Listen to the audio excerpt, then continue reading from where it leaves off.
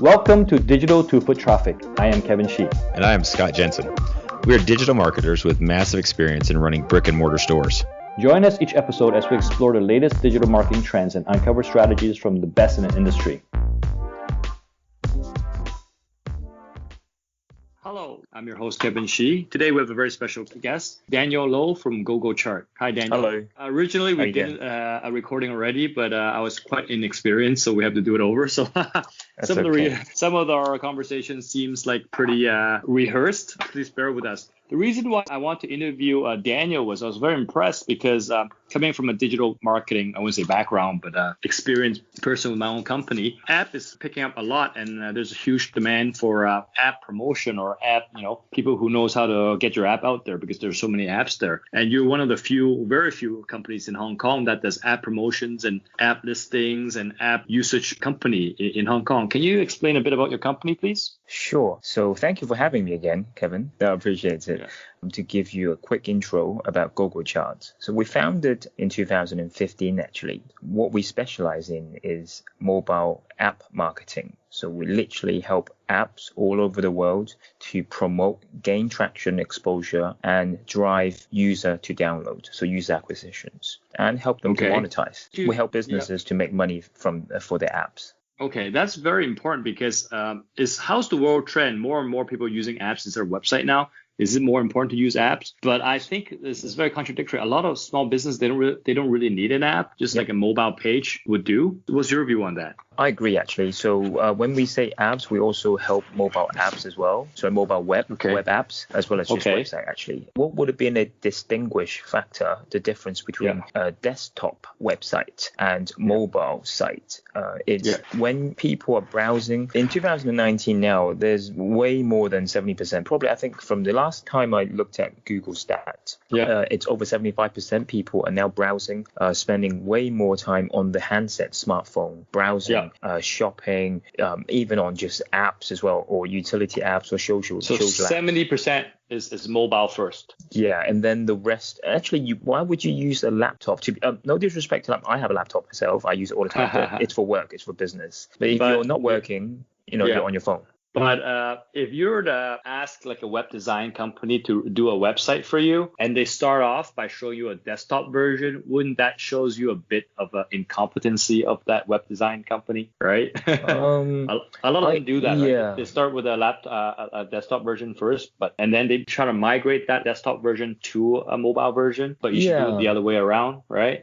Well, actually, Kevin, you've brought an interesting point. There's two sides to what you just said about if you're talking or connecting with a web designer, and then they present you with a desktop version rather than coming in with a mobile version. So that's your point. Actually, a lot of the websites now, they call it the mobile responsive. So it's like the mobile web. It's responsive. You can actually shrink the size to fit the mobile screen. That's one technology you can say to solve the issue from transferring from a website to you can view it on your handset. The other point I wanted to make is a lot of the companies don't necessarily need an app, which is what you pointed out. Small, medium businesses, they don't need it. You're right. Perfectly correct. Why would you need an app? If your business does not rely the App Store or Google Play Store to promote your businesses, it's not for everyone. That's why there's only 5 million apps in only.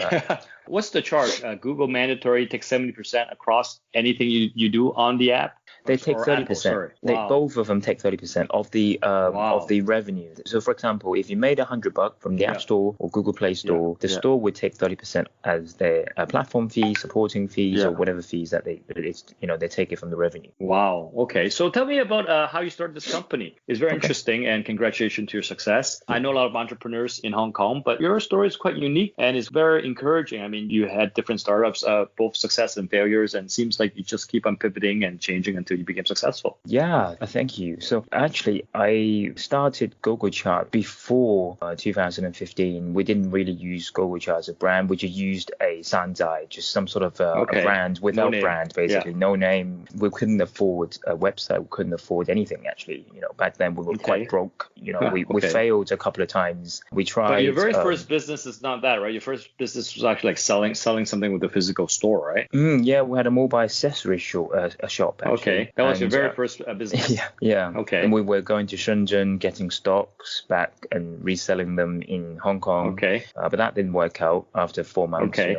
We Did you lose a lot of traffic. money, or? I think we lost about $250,000 to 250K Hong Kong dollars. Okay, so that was a setback, but you can recover from that. Yeah, but back then it was a lot of money for us. It was a lot of money for anybody, actually. Young people. Yeah. Okay. Yeah. So, and then we found the development agency as well. So we try to help other people to make apps as well as websites. Yeah. What was your logic of going into a developing agency instead of what was the lesson learned from that physical store? Traffic. We didn't have enough traffic coming into the store to physically buy stuff. A lot of them we were promoting our stuff through friends and network. We didn't have a unique selling point. It's just another mobile accessory shop. Like, why would I come to you to buy when I could just buy it from downstairs near my neighborhood? Yeah, you were not unique. You're right. We were not unique. Okay, so instead you decided to do a B2B. You cut off the shop rent, which is huge. Then you start using your knowledge to help SMEs, right? Correct. So we founded the agency work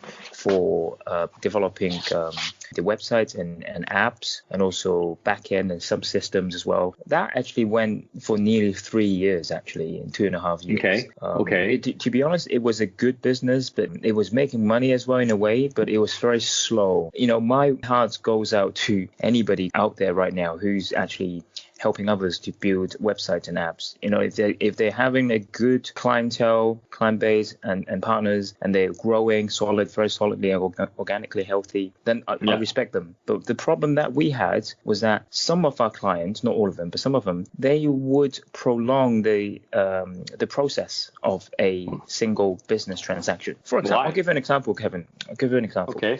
For example, you wanted to build an app, you're interested. You come to me or come to you, I presented an idea, you like it, and we sign a deal. We then help you to build an app or a website. Okay. Then we agree on the timeline. For example, it would take 6 months or 9 months, whatever time, and we both agree on it. Now, most of the time that we experience is that the client would end up changing the actual product. Sometimes the front end, the design, it's very subjective, by the way. They suddenly add more functions and features. Now, all of that changes the dynamic and the communication. What would have been a 6-month process to finish a product, and then we get paid, and it would have been profitable. It's now 12 months, but we kept paying the same bills, the same cost, the same rent. Are they willing to pay extra? They wouldn't, because it's project based, right? Okay, so it's very frustrating. Very frustrating. And also we didn't really want to be on a retainer by charging the hours, because it's not scalable in a way. So we learned our lesson from that, is that the actual business cycle, the selling cycle of a complete transaction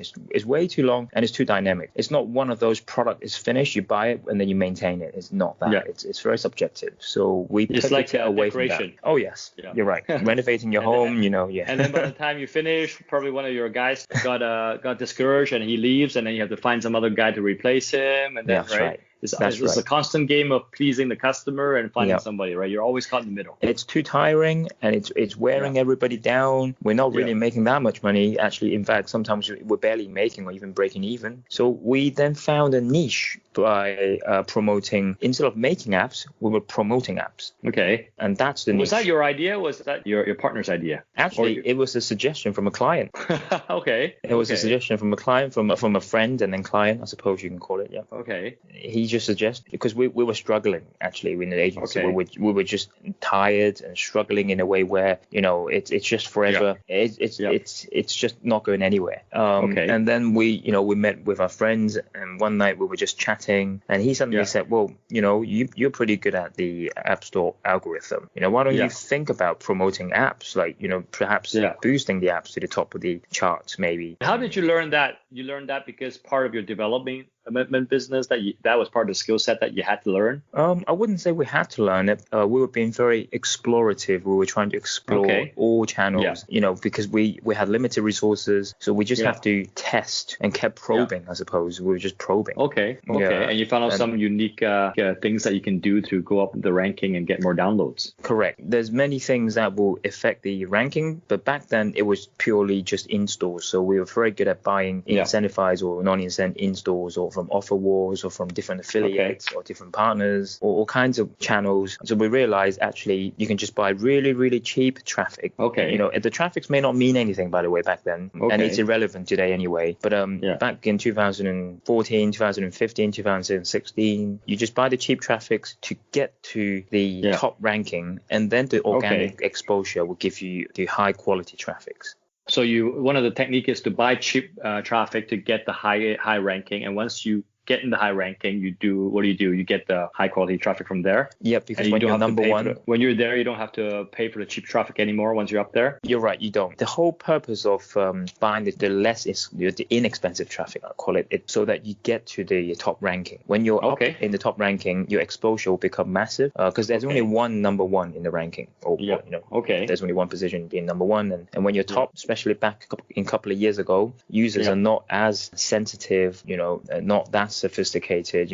Nowadays people are very hard to download. You look at all the ratings, feedback, you look at screenshots, you look at a lot of things. But back then people just download because it's number one. Okay. Wow. Okay. Yeah. And so you switched right away to this new business, or you're just testing both sides and you found out this is much more scalable, it's much more easy to implement, and people just want this part of the business from you? That's a very good point you brought up, Kevin. You know what? We kind of knew straight away after we landed our first solid customer, because the customer reordered after a week and then signed a long-term contract with us after a month with us. Wow. Okay. So we knew that was it. Okay. And it's recurring income, right?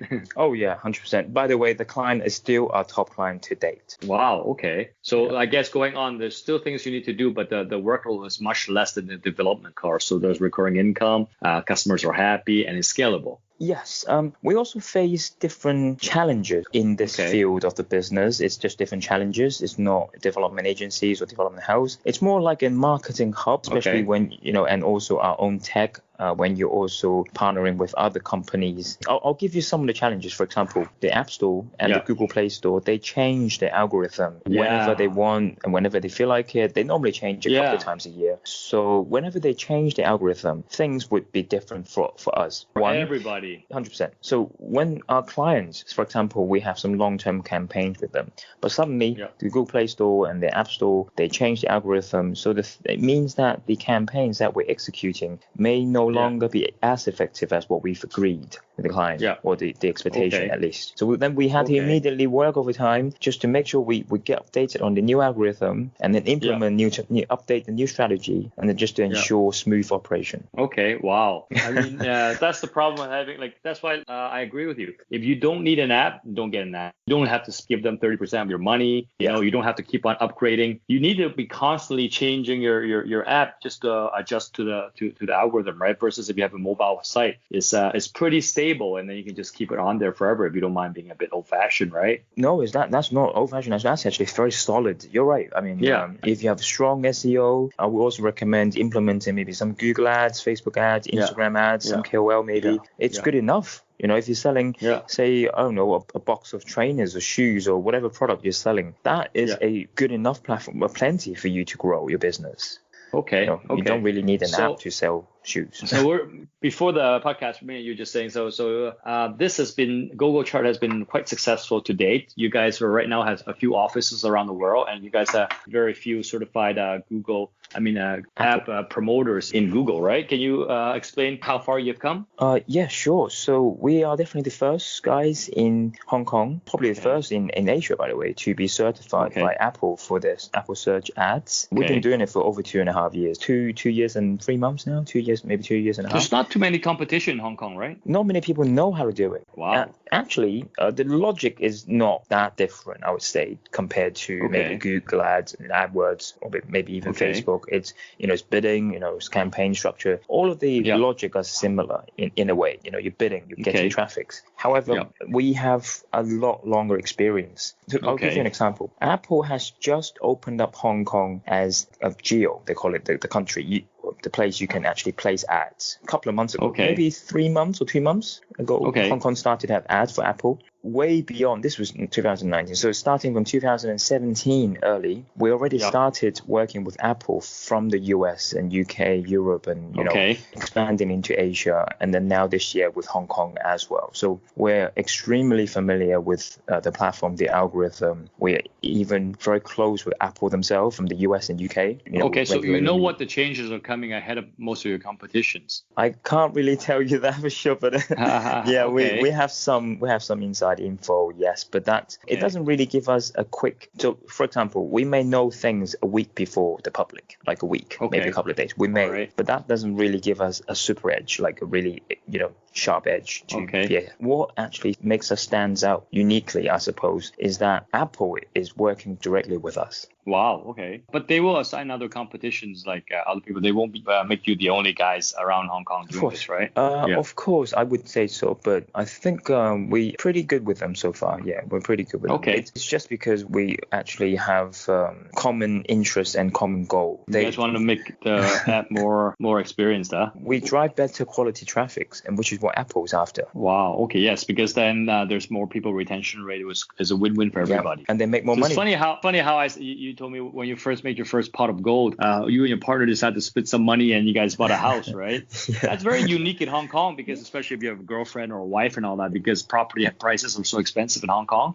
I guess if you're in Silicon Valley, you would reinvest that money into another startup or put it back into business. But in Hong Kong, if you don't take care of no matter how successful your business is, if you don't take care of your family first and have a house, your wife is or your wife's family is going to bug you for a long time, huh? You're right. It's the Asian genes. I mean, I'm very glad I did the investment, because we did obviously split accordingly to reinvest back into the business. We just took some out for our own personal investment. So one of the things that I did, actually, compared to my friends, by the way, at the time, a lot of my friends, they made their first pot of money and they just went and bought fast cars and nice watches and just splashed cash on their clothes. So they didn't buy a flat. They bought a car, and they bought things that depreciate, and they bought things that appreciate it. Yeah, you're right. Wow, this is a classical rich dad poor dad, huh? Yeah, you're right. Okay. And then 3 years later, they definitely not where they could have been. But, so they still haven't bought the house. They missed the train. Yeah, they missed it. Yeah. Okay. Well, don't taunt them, man. Otherwise, they're gonna get angry. No, I don't actually.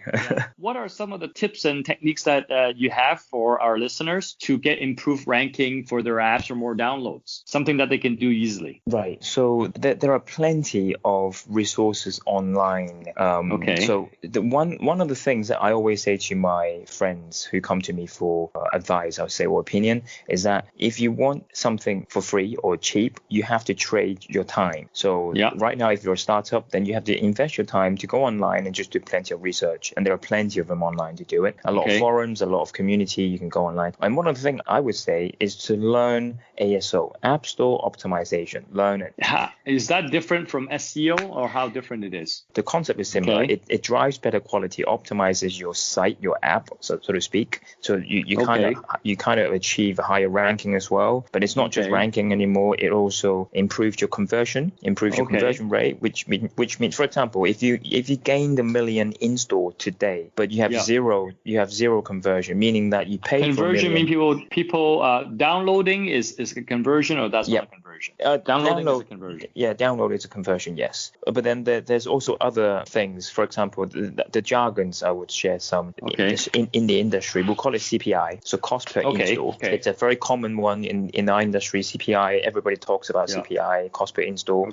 But other people talks about CPA, cost per action, or cost per acquisition. But right now we call it cost per action for the sake of it. And what that means is, after you install, then what? Do they open the app? Do they finish the tutorial? Do they potentially perform in-app purchases, IAP as well? And there's organics as well, cost per organic, and there's cost per retention, day 7 retention. So just to give you one more metrics, I think this is quite important in 2019 terms, because back then, 2013 or whatnot, people just care about downloads, or how many million downloads I have. But then now, people doesn't use the drop-off rate is very low. Yes. Cohort value. Yes. Right? The cohort value. Yeah. So now people look at retention. So even if I don't have a million download, but I only have maybe 10,000, which is a lot less. Yeah, a lot. Download. But my day one retention. So day one means day zero is today. Yeah. Day one is the day after day zero, which is tomorrow in our sense. Yeah. And then my retention is potentially, let's just say 70%. Wow, that means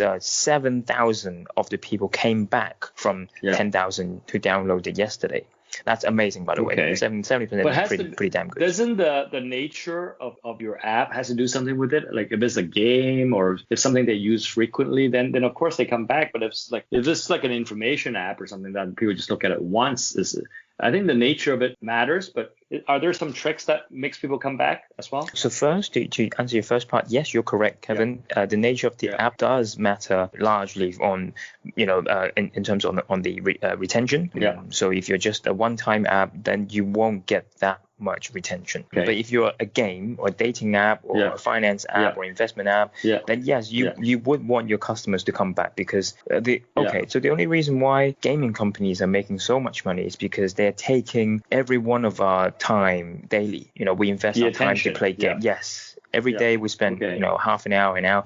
Social media apps are a huge engagement on for example, Instagram. It's now one of the most engaging apps of all time. People spend actually, if the viewers or listeners are listening to this after the call, actually, they should look at their setting, go onto their phone, look at the data setting, and then check which Screen app. time. Yes, which app is taking of them most of the time, and I bet you Facebook, Instagram is the top three, probably more than WhatsApp, because WhatsApp, WeChat are just for chatting, right? And you close it. But when you're on Instagram, you keep browsing. Facebook, you keep browsing. So what other techniques are there to increase the downloads and retention? Speed, I guess, is one. Maybe the app design, like having some stuff. Yeah, correct. All of the above, actually. So the size matter. So i.e., if your app is too heavy, for example, if your app requires some app over, I think 300 megabytes, I can't remember the exact size, then it will require you to connect with Wi-Fi. So when you're outside, you can't download the app if you're not connected to Wi-Fi, and that's not good. You lose potential conversion. Yeah. So any color or any arrows or anything that increase people's download or any like low hanging fruits? I would say you must check out A/B testing. So nobody can say black is better than white color, or red, orange, especially green, different whatever. Culture, right? Yeah, different culture, different language, localization, all of that matters. So study your target audience carefully and study them carefully. I can't really say red is the best color of all time, but then there are some statistics for sure. You can go online and search. One of them I can recommend is who does a platform that does A/B testing is Store Maven. You listeners can go on and search if they are interested in learning more about A/B testing. They offer A/B testing services. So cool. What's next for you guys? What do you guys plan to do to bring your company to the next level? IPO? Are you guys raising a round? So we are actually raising a round. Well, we're not actively. We just have been approached by investors and potential investors. But right now we're just too busy because summertime is our busiest period. With a lot. It's just a busy season. Maybe so 50% of our clients are gaming customers and 50% of our clients are branded customers. So and the lifetime values is like at least a few years. For you mean the product or for our clients? Yeah, your clients like stay with you for at least 1 or 2 years plus, right? The average, I would say, at least 1 or 2 years, at least, maybe more actually. It really depends. Good. Yeah, it's good, but it also depends on their product. So if their products are not successful, then the company won't last, and naturally they won't be able to be on. I see. So you guys have a few offices now. Are you guys expanding more offices? So if we did go for the investment round, we would open up a new hub in probably London, so Europe somewhere, and maybe US will consider it. But right now we're Hong Kong, in the Philippines as well, and also in China, so we're Beijing as well. The workload is done in Hong Kong or Philippines or everywhere? Everywhere, actually. So we split the workloads. Our Filipino team is more analytics, actually, I would say. Data side, actually. The team in China are pure tech. They're just pure tech. So we're also investing more in China now as well as Philippines. We're just growing, actually, and in all three geos. Hong Kong, we're also growing. We're hiring as well. Congratulations. Any advice for startups? What to do and how they can grow the company? Just say, they found a product that's making money, that's recurring, they start getting traction. What kind of advice would you have for a company that has 10 people, then 50 people, then 100 people? What kind of things they should look for? Okay, so don't buy a nice car, buy a house, right? Yeah, don't buy a nice car for sure, and don't even buy anything yet. Reinvest back into the business is definitely one of the first things we look at, and I'll recommend it. As an advice to anyone. Cool. To be honest with you, I failed so many times, and that's why I give you a lot of credits. I mean, respect. I mean, you fail, you come back up. This is your third one, so it's not easy. Yeah. Thank you, and I respect anybody who comes in to start their own business. I respect them all. I think it's very courage and admirable. But my bit of advice, I would say, actually, is one, to have a mentor. Always look for a good mentor. A mentor may be a friend. Learn from your friend or good mentor. People that are successful, or you know are successful. Then you know you can learn a few things, add value to the person, help the person as well. So in return, the person will help you, whoever it might be. It could just be a friend or actual mentor or client. One of my mentors is my client, actually. So we meet all the time, we talk all the time, and he really helps me. Okay. Yeah. Do you grow really fast, or do you grow slowly, reserve cash? What's the strategy for that? Well, right now, actually, we right now I'm actually quite traditional mindset. Not exponential. Yeah. Well, we're growing probably around 30% month by month right now. That's not very traditional, man. No, but some other startups, they're growing by 100%, 200%, month by month. Because the way they scale is they keep fundraising, right? One of my friends, he just raised 68 mil actually USD. So what kind of business do they do? Oh, he does VR. I can introduce you next time. Actually, he's a very cool guy. But isn't that for using borrowed money to expand? It's not really solid. Once the money stops, how are you going to sustain? I actually, Kevin, I completely understand and appreciate that saying as well.